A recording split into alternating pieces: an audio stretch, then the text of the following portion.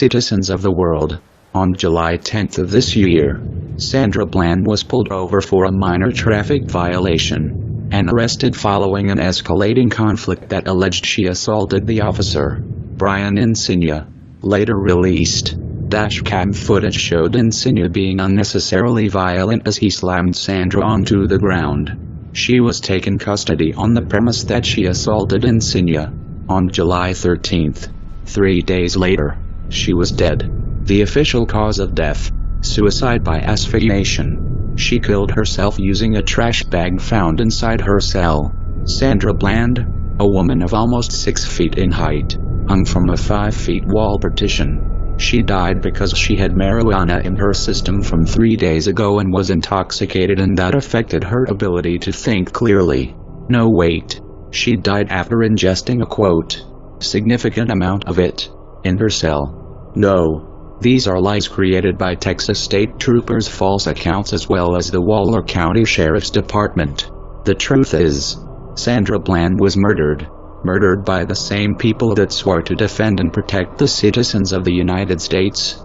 These men have no honor, and we cannot abide by their word or trust their so-called evidence.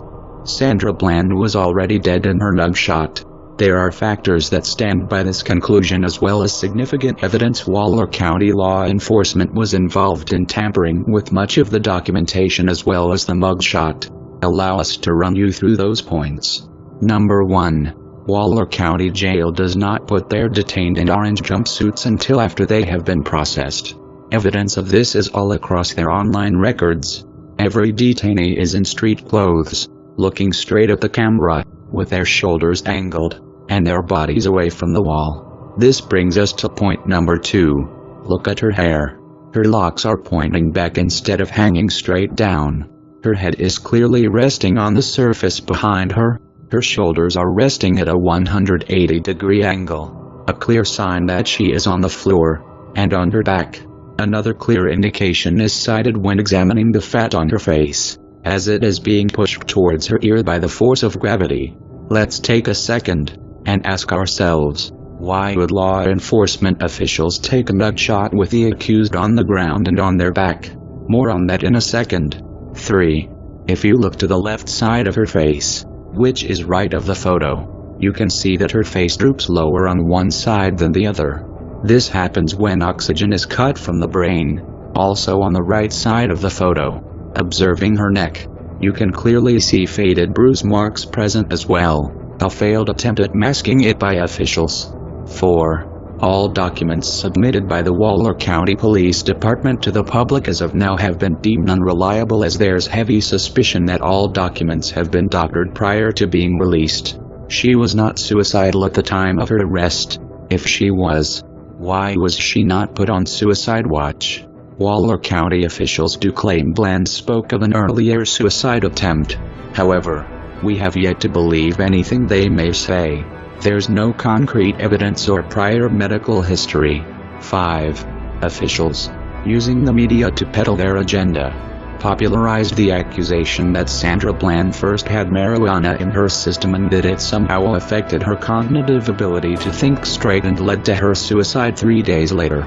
Then when they found out this wasn't a believable cause, they pushed another speculation saying that she either, smoked or ingested a large quantity of marijuana in her cell. 6. CNN reported a cellmate next door describing the entire dilemma as quiet and that she did not hear any struggle or screaming. Why did they not ask her if she could smell marijuana as well? 7.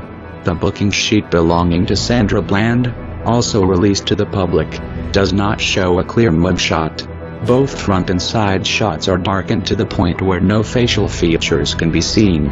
8. Both the cell photo that was released as well as the dash cam were either edited or irrelevant. The photo of cell 95 was taken either before Sandra even arrived to the cell or after her death. Both have issues. If the photo was taken before, we know for a fact that Waller County officials have something to hide and decided to peddle this to the media. If the photo was taken right after, as they claim, then who had the time to rebag the trash can after a clear successful suicide using that same object was used? Again, unreliable. 9. A clear attempt at doctoring the nutshot was made by Waller County authorities. It failed. The original is now circulating across the internet. The anonymous collective is enraged at the failed attempt by Waller County PD and the Texas Trooper Association to mask a blatant act of crime against an innocent woman. And we will not stand as Sandra's death becomes another hashtag and then a statistic. We, Anonymous, are calling on the citizens of the United States to commit to a day of rage for Sandra Bland and all who have been murdered at the hands of ruthless law enforcement officials who know no honor. Cities around the United States will rise up in unison and call for Sandra Bland's justice. We, not as Anonymous but as citizens of the United States, are tired of the cycle of murders and cover-ups made by police departments across the nation. We demand that each police chief at each protesting city to come out to the crowds and renew their pledge to protect the people they serve. We also demand the immediate arrest of Brian Insignia and the resignation of both Waller County's district attorney and the Waller County sheriff. If you do not take Brian Insignia into custody, we will come after all of you. All your secrets will be leaked. You will all be vulnerable. We all know where you live. This is for Sandra Bland. No mercy for murderers. Operation Rage for Sandra. Engaged. We are Anonymous.